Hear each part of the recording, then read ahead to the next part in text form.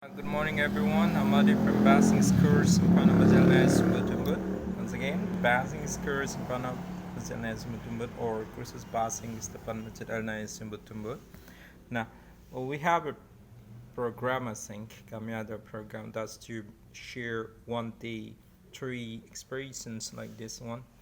Untuk nge-share satu hari, kalau bisa ya, itu share 3 ungkapan yang mudah-mudahan kalau kita gunakan we will know how to speak English, Inshaallah, at least, right? Paling tidak. But you wanna learn English, you can come here. Kalau belajar Inggris, bahasa Inggris bisa datang ke Masjid Al-Nais. And don't forget to subscribe, like, comment, and share ya, to support our channel, untuk mendukung channel kami. Well, the first is, langsung aja. Yang pertama, saya akan memecahkan masalah ini.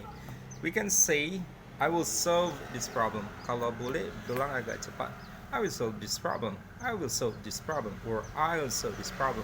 Mereka singkat di sini. I will solve this problem. I will solve this problem. Kalau kita santai aja juga bisa. I will solve this problem.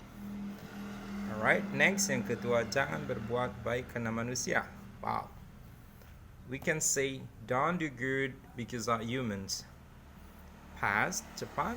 Don't do good because are humans. Don't do good because are humans, but because of God, right?